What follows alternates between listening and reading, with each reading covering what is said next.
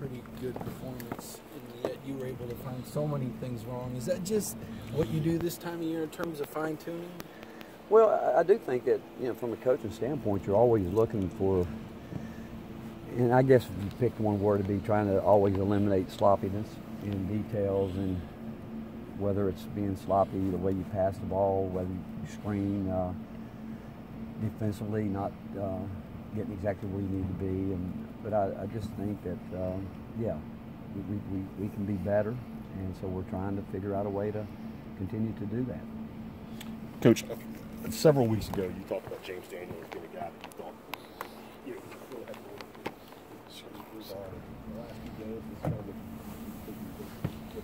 Yeah, but again, I think there's more there. I do. I think that he can do more. I think that, again, there's no doubt when he, does the things that he's good at. He's very good at what he does. And defensively, I mean, that's where it's probably the biggest change in what he had probably done up to this point. Learning to play hard, longer periods of time, and all that's really good. But I keep saying I think that he can be even better. I think if he'll continue to work on his practice habits, and I think that's how you get better.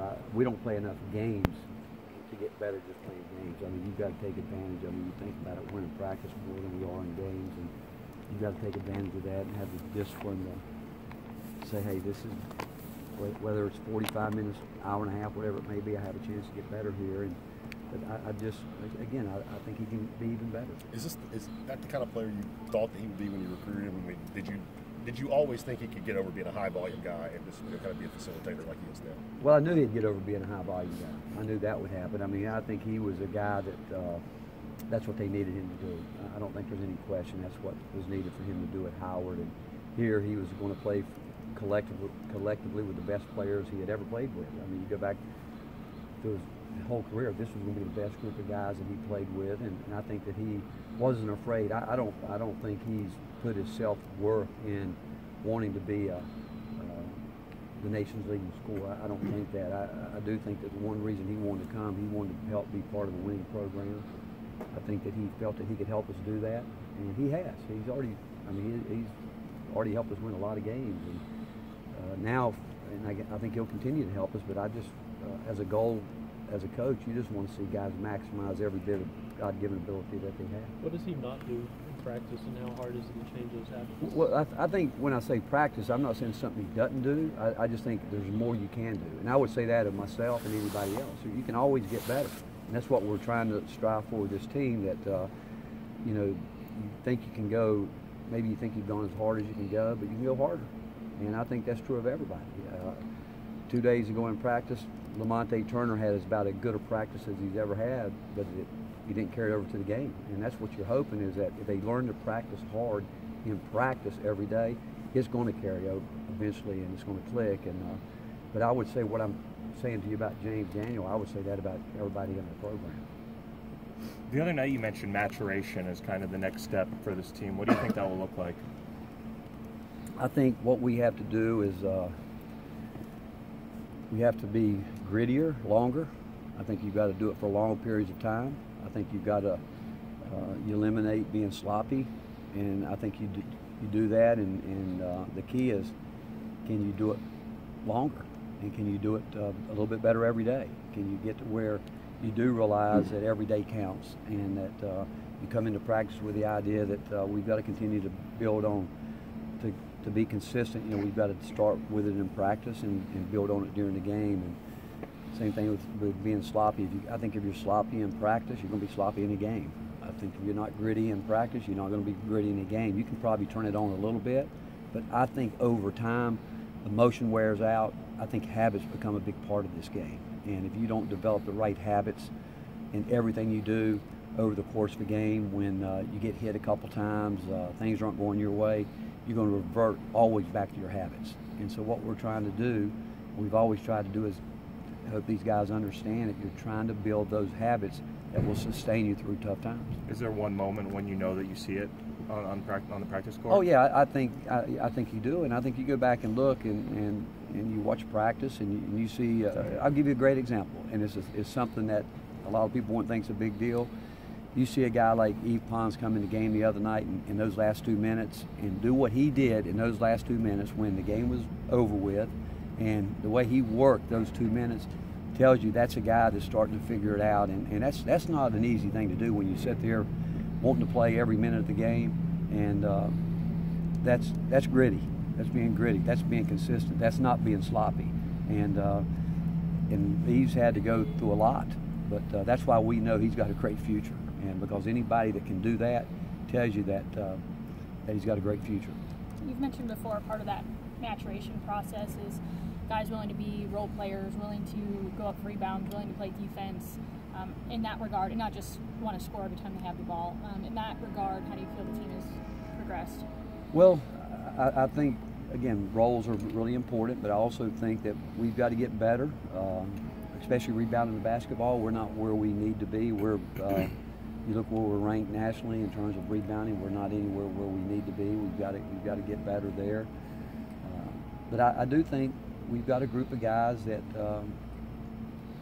that's what we're talking about. Can we improve in these areas? And we can go back and watch tape after every game, and you see some guys making progress, and they revert back. Then you see other guys that you're wondering if they're going to get it, and eventually you hope they get it. But also know that we still have a lot of young guys that's getting some experience they've never had before. But as a coaching staff, we want to take steps every single day to see if we can improve on what we do. How close is Grant to being able to meet the challenge of these constant double teams? I mean, his life has kind of changed the last few weeks, and you said that this is kind of the way it's going to be for Grant Williams probably the rest of his collegiate career. Well, again, I would go back to him too. I think that I'm not sure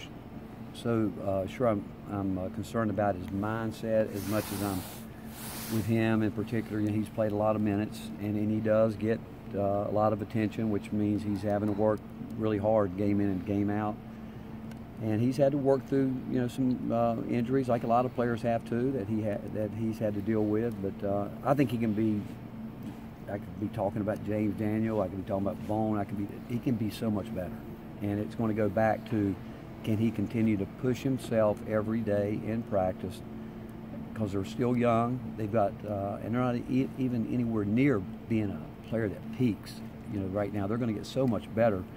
I want to see him develop that habit right now, and where every single day that he demands a lot from himself and all of our guys. And if we can do that collectively as a group, as a team, we'll get where we need to be. Is there a concern about peaking early? I mean, I know you got 9 games left in the regular season, I guess, and then the SEC tournament. It seems like the NCAA tournament is so far still to go. There's so much season left.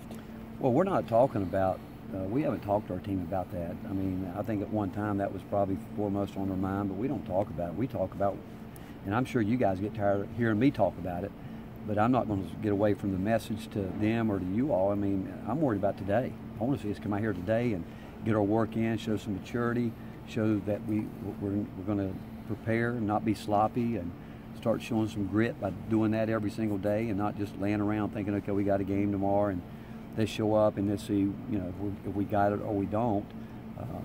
I just think when you talk about peaking, that's something that I think you have to realize physically that we've been at it now for a long time. And the one thing instinctively, me personally, I want to probably get out here and grind every day. You can't do that as much as I'd like to, but we look at each individual guy, and like after a game, guys that don't play, they're going to do a little bit more. We're going to expect a little bit more from them, so they're ready. And but this time of year, I do think being fresh both mentally and physically is the key to getting yourself to start. You can't go through a year where you're just on a straight climb. It's got to be up and down like that, and then you go. Now we're at that point where we got to slowly start on a steady climb, and that comes both mentally and physically. Coach, what jumps out about you about Ole Miss? Well, I've got so much respect for Andy Kennedy. I've said before, I think he's one of the most underrated basketball coaches in the country. He has done a great job in a terrific league, and he has been as consistent as anyone. His teams are tough, they're hard-nosed, change defenses really, really well, and but they're consistent. If you go back and look at what he's done, and I think he's got really good guard play. I think he takes advantage of their speed and quickness. They've got a good inside game they can go to if they need it, and he's right there. He's like a lot of us that could say, you know, he had chances here or there, but I like his team because I like their toughness. How much has Grant had to deal with the hip and back? Is it something he has to manage every day? Is it something that bothers him that much? Yeah, we work through it. I mean, and you know, all guys have something that they're trying to manage and get through. But yeah, it's something that he's had to deal with. You could ask Chad, it's probably, and Derek, probably going on a month or so. But he's had to deal with it. And but there's other guys that have to do the same thing, and that's part of the grind of a season. How's your team done against opponents that change defenses on the fly, like you'll see against? Well, we just played against it the other night. LSU, played some man. They ran the 1-3-1 and back. You break foul line extended, get it down. They're going to go 2-3, and that's what. And they even came up, went with a little zone press one time the other night, and by this time of year, we've seen a lot. I don't know if we can see a whole lot more than we've seen because I don't know we've seen about every zone you can see. And but still, individual players, depends on who's in the game at the time when they switch those defenses. And it's something that we keep trying to talk about, recognize what's going on out there. Thank you. Thanks, Coach. Thank you, guys. Appreciate it.